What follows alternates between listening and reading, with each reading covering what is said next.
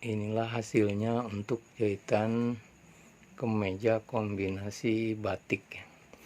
Untuk pemasangan kancing tadi tidak saya videokan karena tutorial cara memasang kancing udah saya bikin di video sebelumnya.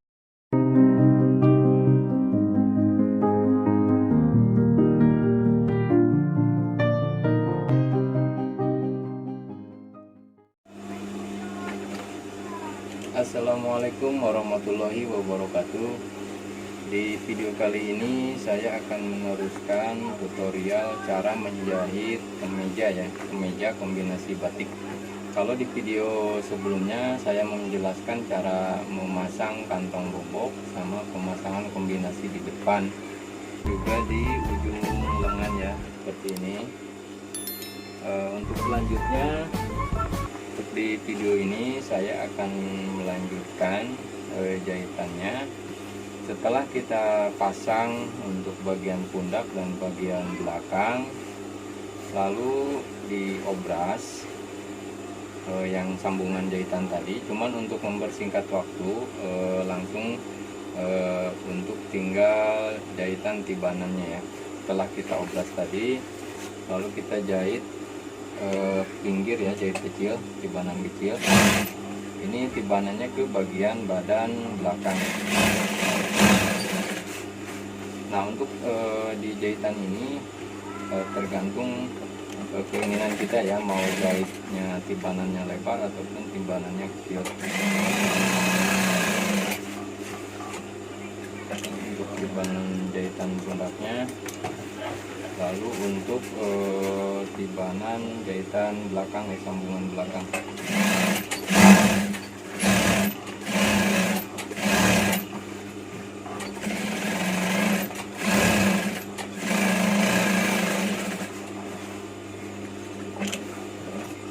Setelah kita tiban jahitannya untuk di pundak dan untuk di bagian belakang, lalu kita pasang untuk lengannya ya.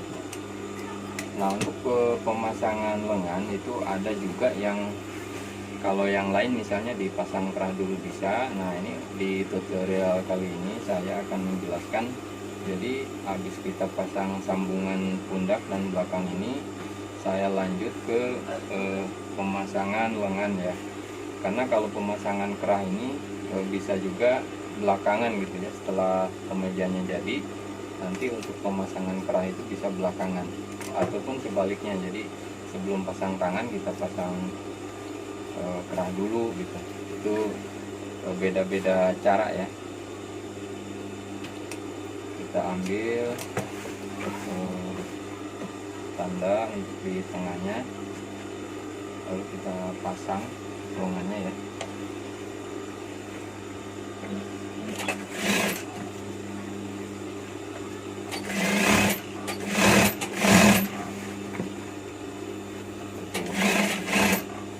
Bagian lengannya jangan terlalu ditarik, biasanya suka kerut gitu kalau kita tarik.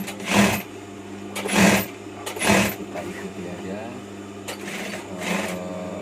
jahitkan bawakan tangannya ya, atau kerongan tangan. Lanjut untuk yang sebelahnya sama. Saya mempermudah kita kasih tanda dulu di bagian tengah, begitupun yang untuk bagian badannya ya. Karena kalau kemeja ini turun pundak, jadi tengahnya itu ada di bagian belakang dari sambungan ya. Kalau di baju kaos biasanya ada juga yang enggak turun pundak, jadi sambungannya itu pas di tengah-tengah gitu.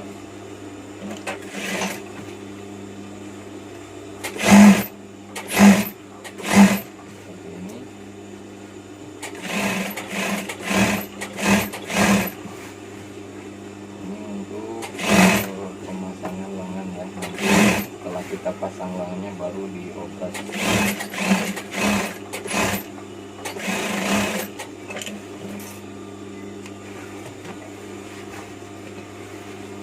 Lanjut kita obras untuk lengannya ya. Setelah kita jahit lengannya tadi, langsung kita obras. Lalu kalau di tangan ini ya, kalau di lengan ini bisa juga setelah kita obras kita jahit lagi tibanan. Tapi pada dasarnya kalaupun nggak dijahit lagi, ini udah kuat ya, karena di dalamnya itu udah kita jahit lalu kita obras gitu, jadi nggak bakal pecah gitu jahitannya. Jadi tadi langsung saya obras juga untuk bagian samping. Nanti tinggal kita tambah jahitannya ya, supaya jahitannya ini lebih kuat ya. Ini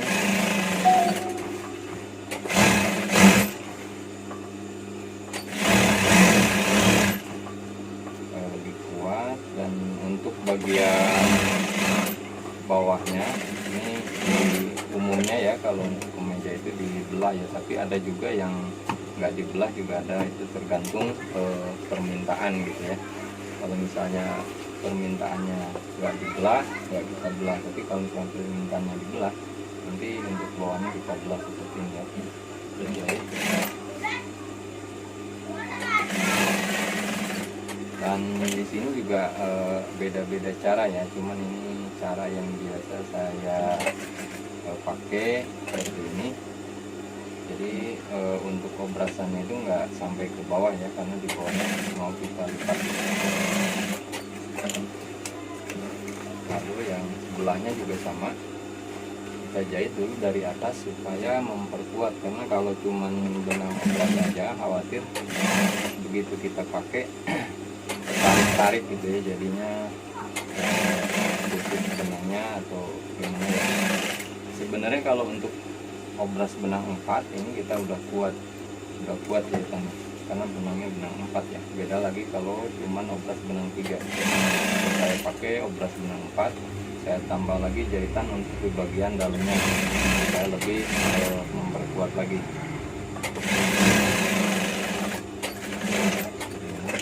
Nah, kalau untuk jarak dari bawah ke jahitan ujung sini ya, ini sebenarnya nggak ada patokan pasti gitu ya, tergantung selera kita, mau misalnya 7 cm atau 8 cm, disesuaikan aja kalau untuk jarak belahan bawah ya.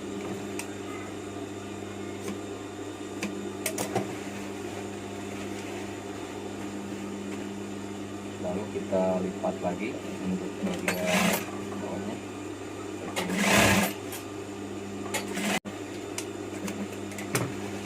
Cara seperti ini biasanya cara yang biasa saya pakai untuk kemeja-kemeja buat seragaman ya, kayak seragam pabrik atau seragam kantor.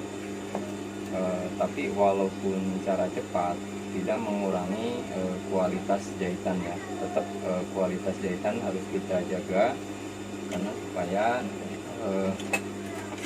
pelanggan-pelanggan kita nggak komplain ya, dia bisa tetap bermitra dengan kita gitu.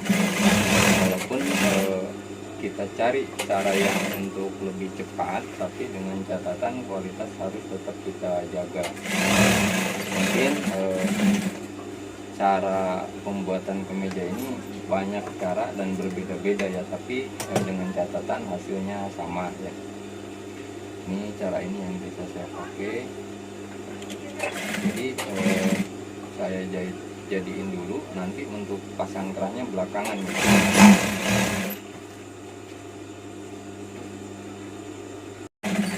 Kalau untuk keliman bawah atau lipatan bawah ini kira-kira aja, jadi sekitar 2 sentian ya untuk lipatan bawahnya. Umumnya sih sekitar 2 cm ya, 1,5 cm, ada juga yang lebih gitu, ada yang 2,5.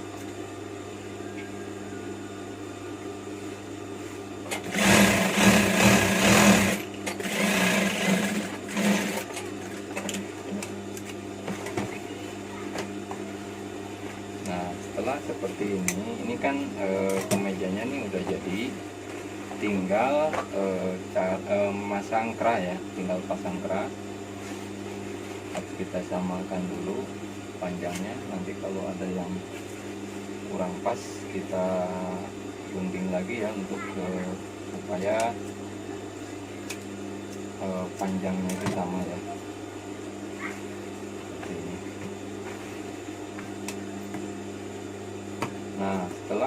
kita jadikan kemejanya. Lalu tahap berikutnya yaitu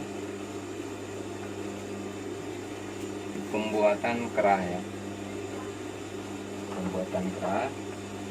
Nah ini untuk daun kerahnya ya, atau bagian atasnya saya kasih motif batik. Jadi ini untuk kerahnya ini kita kasih kain keras ya, untuk yang ada lemnya gitu kita gosok dulu, kita tempel di sini ya, untuk bagian atas. Dan untuk bawahnya atau kakinya, kaki kerahnya itu di bahan yang sama ya, warna hitam juga, sesuai disamakan sama badannya. Kita jahit dulu yang bagian atas.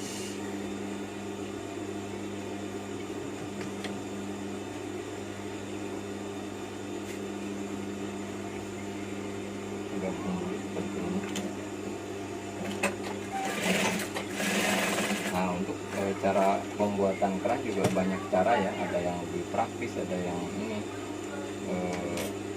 banyak cara kita gunakan untuk mempercepat produksi ya, atau mengejar target gitu ya. Cuman cara saya biasanya seperti ini, pasti ujung kita kasih benang. Mungkin ini cara lama, tapi yang saya pikir ini masih efektif kita pakai dan bisa lebih cepat gitu, supaya di bagian ujung ini lancip ya. Kalau nggak dikasih benang biasanya nggak lancip.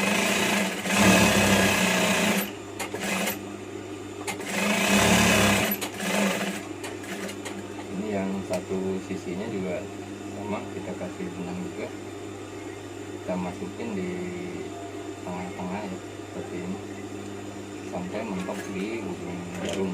Lalu kita tarik lagi seperti ini, kita geser, lalu kita jahit ke bawah.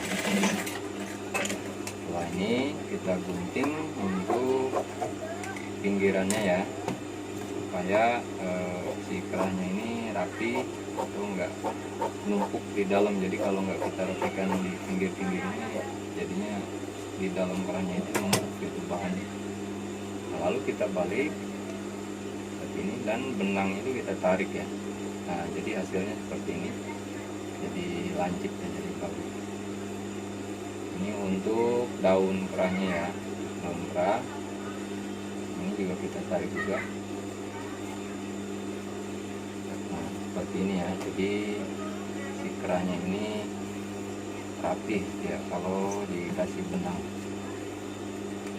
Jadi setelah kita jahit, benangnya kita buang ya untuk di ujungnya ini. Ini untuk membantu aja supaya bentuk kerah itu rapi atau lancip.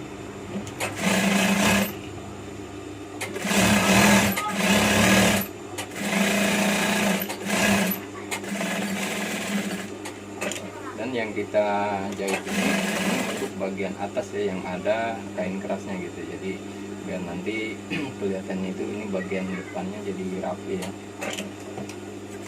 Setelah kita bikin untuk daun kerahnya, lanjut ke bagian bawahnya ya, atau kaki kerah.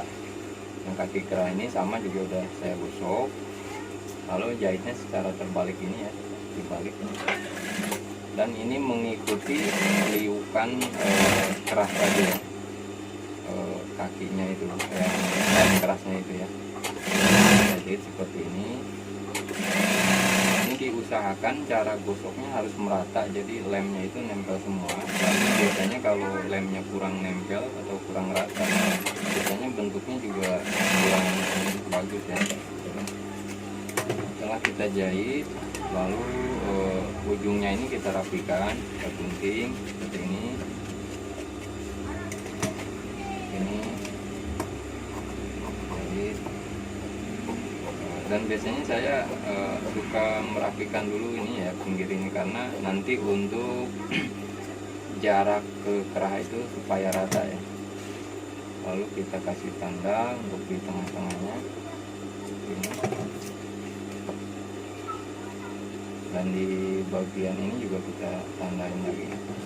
Sebenarnya kalau untuk yang udah ahlinya ya, kalau udah yang profesional ini kadang nggak dikasih tanda juga, dia udah punya patokan sendiri ya. Cuman kalau untuk para pemula atau yang masih belajar ini memang harus benar-benar kita perhatikan jarak-jaraknya, karena biasanya kalau kurang pas ya untuk di bagian tengah, biasanya bentuk kerah itu jadi panjang sebelah gitu ya, nggak simetris. Cara seperti ini. Jadi ini untuk lapisan bawah, ini daun kerah, dan ini untuk kaki kerahnya yang ada kain kerasnya. Ini caranya bisa langsung dari sini juga bisa, dan ini yang saya buat, ini saya ambil dari tengah dulu ya, dari tengah ke sebelah kiri ya, seperti ini. Nah, di liukan ini nih, di putaran sini di ujung, usahakan jalan benang ini jangan terlalu renggang ya. Jadi pas di putaran ini jalannya pelan, tapi jangan sampai angkat sepatu, jangan sampai sepatunya itu diangkat, karena kalau lagi berputar begini sepatunya diangkat dia ada sudut gitu, jadi kurang rapi. Jadi usahakan jalannya pelan, tapi jangan diangkat sepatunya, jangan sampai sepatunya diangkat, jadi supaya liukannya itu rapi seperti ini, pelan aja. Nah, setelah di bagian yang lurus baru kita agak cepat ya. Inilah cara saya kalau untuk pembuatan kerah kemejanya ya. Setelah kita jahit, baru kita gunting untuk di bagian sini ya, supaya nanti liukannya itu bagus. Ini kita balik seperti ini. Nah, ini sebelum dipasang ini harus kita gunting dulu ya, gunting dulu untuk kampuhnya atau jahitannya nanti. Kira-kira kalau saya sih biasanya 1 sentian ya, 1 senti, tapi harus rata. Jadi pas kita jahit nanti di bagian bawahnya ini sama kejahit juga gitu. Kalau misalnya dilebihkannya 1 senti, tapi nanti kita jahitnya kurang dari 1 senti. Nah, untuk di bagian bawah biasanya nggak kejahit gitu. Nah, seperti ini ya. Ini untuk cara bikin kerahnya ya. Lalu tahap selanjutnya yaitu pemasangan ke bajunya. Pemasangan ke baju, biasanya saya ukur dulu. Ini sebenarnya udah ada pola khusus ya, cuman kalau sekiranya kepanjangan atau kekecilan bisa kita tambahkan lagi atau kita gunting lagi di bagian depannya ya.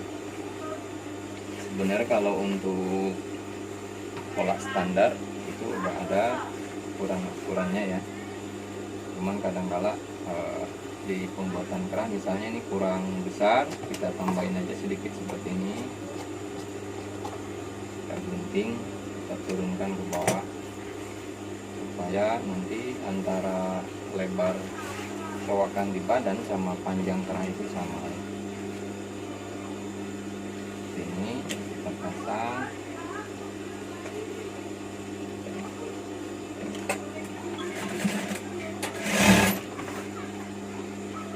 Nah, ini tanda ini harus pas ya, antara di kerah sama di badan itu harus pas.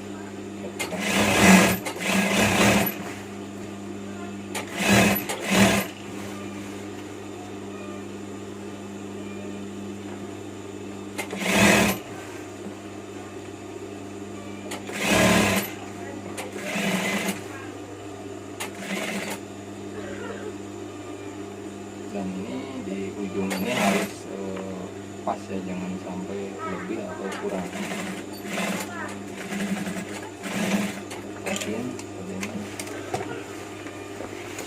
Setelah kita tempelkan atau kita jahit, baru kita tiban ya, tiban jahitan lagi untuk bagian yang ada kain kerasnya ya, untuk bagian depan. Caranya seperti ini, kita jahit dari ujung ya, supaya rapi. Nah, untuk jahitan ini harus kita pasin ya, jadi jahitan bawah sama ujung ini harus sama, jangan terlalu ketutup ataupun jangan terlalu keluar gitu. Jadi pas kita jahit itu jangan sampai kelihatan gitu, tapi bisa kita lihat sambil kita pasang ya, seperti ini. Nah, fungsinya itu supaya jahitan di bagian bawah sini dia kejahit juga gitu. Kalau misalnya jahitan atasnya itu ngepas sama jahitan di bawah, seperti ini. Pelan-pelan aja ya, rata ya.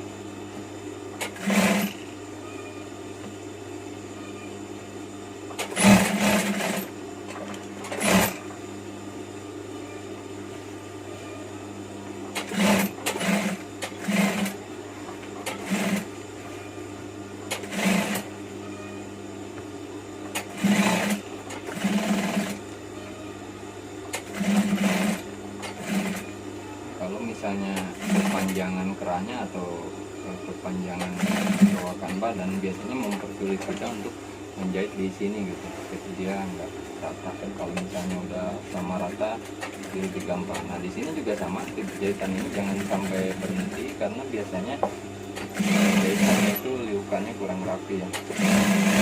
Pelan-pelan aja,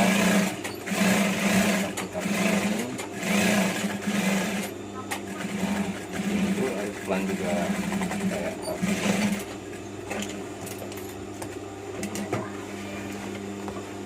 Nah, ini sampai di sini untuk bagian jahitan kemeja ini udah selesai.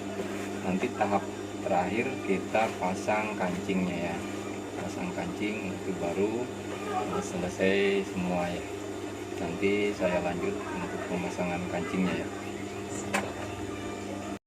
Inilah hasilnya untuk jahitan kemeja kombinasi batik. Untuk pemasangan kancing tadi tidak saya videokan karena tutorial cara memasang kancing udah saya bikin di video sebelumnya ya. Demikianlah tutorial untuk kali ini. Semoga bermanfaat. Jangan lupa like, subscribe, dan komen, dan nyalakan notifikasinya supaya tidak ketinggalan di video berikutnya. Terima kasih. Assalamualaikum warahmatullahi wabarakatuh.